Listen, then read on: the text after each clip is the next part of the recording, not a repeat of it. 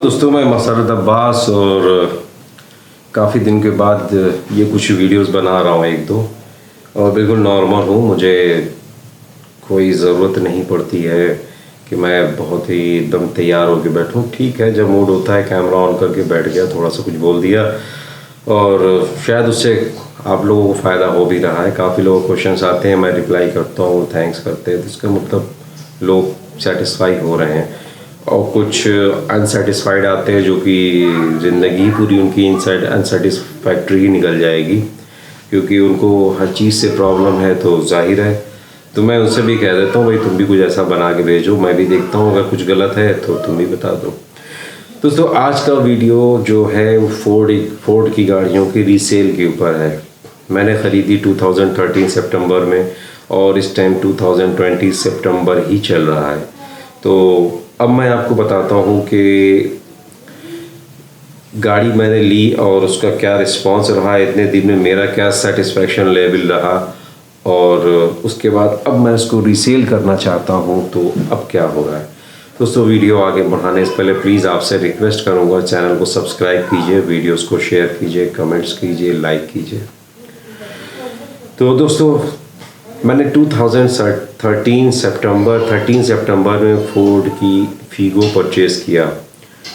जिस टाइम मैंने बुक किया था मैंने इको स्पोर्ट नहीं देखा, लेकिन गाड़ी डिलीवर होते होते 1 महीने तक हो गया। उस टाइम मैंने शोरूम पे इको स्पोर्ट देखा, तो मैंने उनसे कहा ये गाड़ी मैं कैंसिल कर रहा हूँ, मुझको इको स्पोर्ट दे दीजिए। तो उन्होंने बता दिया 9 मंथ वेटिंग है और ये है वो है। बहरहाल नहीं हो पाया और इको स्पोर्ट मैंने ले लिया। जब मैंने इको स्पोर्ट लिया तो मैं दूसरे एरिया में रहता था, वहाँ पर न रोड्स की प्रॉब्लम थी न सीवर की प्रॉब्लम थी। मुझको ये चीज़ पता नहीं चली कि गाड़ी में जो ग्राउंड क्लियरेंस है बहुत कम है। फोर्ड की गाड़ियों में ये प्रॉब्लम थी, अब तो कुछ ठीक हो गई है। ग्राउंड क्लियरेंस बहुत कम होता था, जिसकी वजह से बहुत ज़्यादा प्रॉब्लम होती है। तो अब जब मैं इलाहाबाद के न्यू एरिया में आया, जहाँ पहले रहता तो मिक्स एरिया था, तो वहाँ पर बढ़िया था, काफ़ी पुराना एरिया था, वो सब कुछ ठीक था।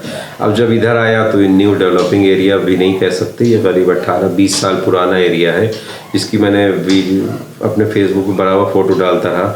मतलब इतने ज़्यादा रोड ख़राब है कि आप ये समझिए कि गाड़ी का इन करीब 2 साल मैं बाहर रहा, उसके बाद से मैं यहाँ हूँ। इन 5 सालों में कम से कम 3 बार शॉकर चेंज हो चुके हैं, 3 बार सस्पेंशन का काम हो चुका है, बैलेंसिंग रॉड चेंज हो चुके हैं। तो आप ये समझ सकते हैं कि क्या कंडीशन होगी इस तरह की रोड पे चलाने में। और फोर्ड का जो मैंने सुना था वो शायद देखा भी कि किस तरह से मेंटेनेंस मतलब काफ़ी कॉस्टली है, क्योंकि अप्रॉक्स ये मान के चलिए टायर ट्यूब और ये सब काम कराने में 70,000 का एक्सपेंस आ गया, जो कि अभी 1 साल पहले मतलब 6 साल पे गाड़ी में है। उसके पहले जो शॉकर वगैरह चेंज हुए वो भी जब भी सर्विस सेंटर जाती थी 7-8,000 10,000 लग ही जाता था। उसके बाद इतने साल में फ़िलहाल इंजन से रिलेटेड कोई प्रॉब्लम नहीं हुई। हाँ, लेकिन एक बार चेकिंग हुआ, क्योंकि माइलेज को लेके मैं अक्सर कहता रहा कि स्विफ्ट में 20+ जा रही है, ये मुझे नहीं लगता है 13-14 से ऊपर जाती है।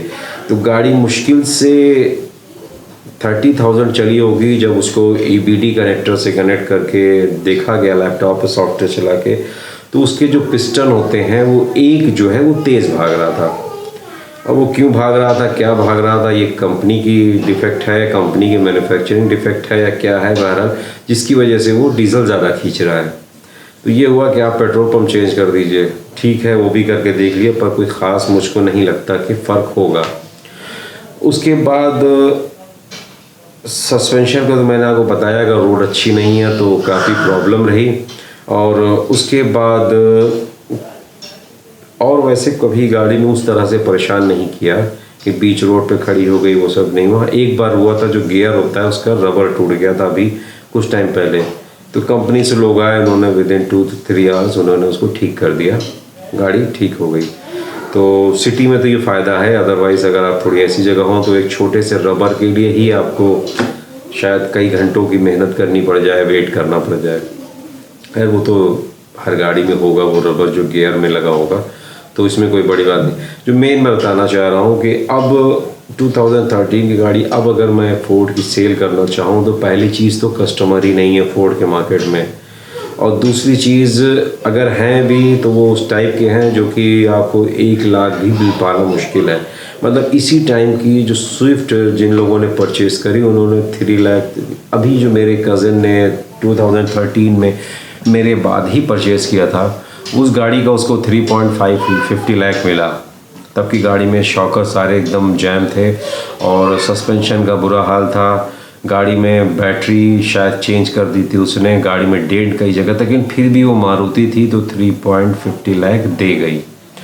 लेकिन मैं इस गाड़ी में रेगुलर सब कुछ मेंटेन करता रहा, टायर चेंज, सस्पेंशन में जो प्रॉब्लम फ़ौरन चेंज, मतलब सब कुछ। की गाड़ी एकदम न्यू कंडीशन में है, लेकिन फिर भी अगर मैं उसको सेल करने जाऊं तो शायद ही मुझको 2 लाख मिले, शायद, मैं कह रहा हूं शायद ही मुझको 2 लाख मिले।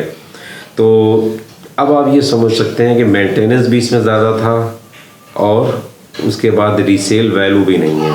तो अगर आप फोर्ड की गाड़ी लेने जा रहे हैं तो ये बात पहले से मन में जिसे कहिए माइंड मेकअप करके रखिए कि आपको गाड़ी की रीसेल नहीं मिलेगी। रीसेल अगर आप देखना चाहते हैं, लेना चाहते हैं, तो आपको या तो मारुति की गाड़ियाँ देंगी या तो हुंडई की गाड़ियाँ देंगी। उसके अलावा जो भी ब्रांड हैं वो आपको 1 लाख, 2 लाख, 3 लाख लॉस दे के ही जाएंगे। तो ये चीज़ का ध्यान रखिएगा।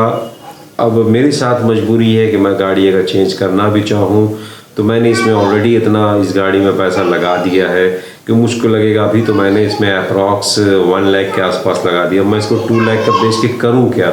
तो ये गाड़ी ऐसी हैं कि फिर आप अगर फोर्ड की गाड़ियाँ लेते हैं तो फिर उसको लास्ट एंड तक यूज़ करिए, मतलब 7, 8, 9th ईयर तक यूज़ करिए। उसके बाद अगर 1.5-2 लाख की, 3 लाख की बिक जाती है तब तो ठीक है, क्योंकि आपने इतने साल यूज़ कर लिया है।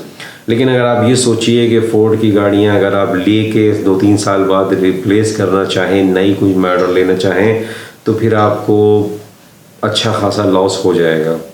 तो ये कुछ लोगों ने पूछा था मुझसे रीसेल के ऊपर, तो मैंने इसीलिए वीडियो बनाया, क्योंकि मैं कितना कमेंट में लिखता रहूँ, कई लोगों के क्वेश्चंस आते हैं, तो इसलिए मैंने ये वीडियो बनाया कि ये वीडियो जब तक रहेगी जो लोग देखना चाहें उनको देख के समझ में आएगा। क्योंकि किसी से पूछने की ज़रूरत नहीं, मेरे पास खुद है। सेंट्रो भी थी, सेंट्रो भी उस टाइम पे मुझको कोई ख़ास वैल्यू नहीं दिला पाई थी, लेकिन अब धीरे धीरे हुंडई ने अपनी कुछ वैल्यू बना ली है जब से उसकी क्रेटा i20 अच्छी मार्केट में रन कर रही हैं।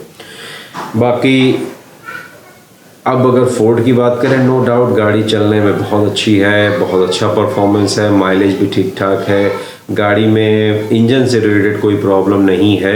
लेकिन फिर भी रीसेल के टाइम पे आपको जिसे कहिए कि आपको ये बिल्कुल रुला देगी ऐसे कि आप ये सोचते रहिए कि मैं गाड़ी चलाने के लिए इसमें इतना मेंटेनेंस करता रहा, लेकिन अब जब रीसेल का टाइम आई तो लोगों को ये नहीं दिख रहा, लोगों को सिर्फ फोर्ड दिख रहा है कि फोर्ड गाड़ी है और इसकी वैल्यू इतनी होनी चाहिए, इससे ऊपर नहीं है।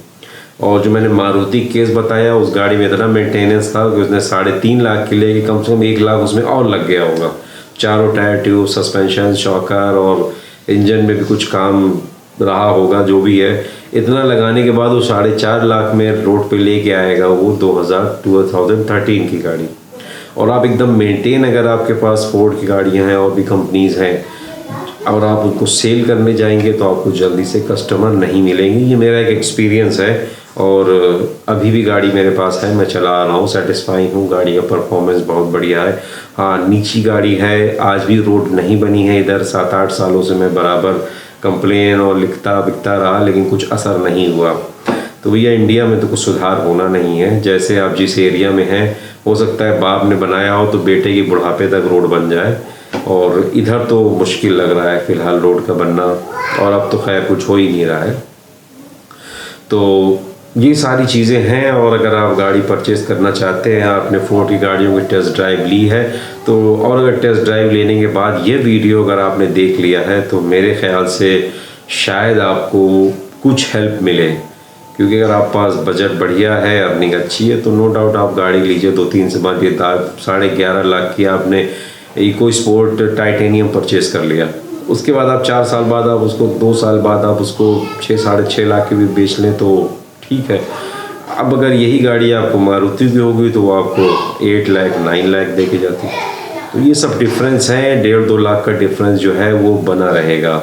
उसको फ़िलहाल फोर्ड ने भी कभी कोशिश नहीं की ख़त्म करने की, क्योंकि उसने अपने एक ये बना लिया है कि हमारा अपना एक स्टैंडर्ड बना हुआ है, हमारे कस्टमर अपने एक बने हुए हैं, हमें कुछ ज़्यादा करने की ज़रूरत नहीं है। बाकी और कंपनियों का पता नहीं।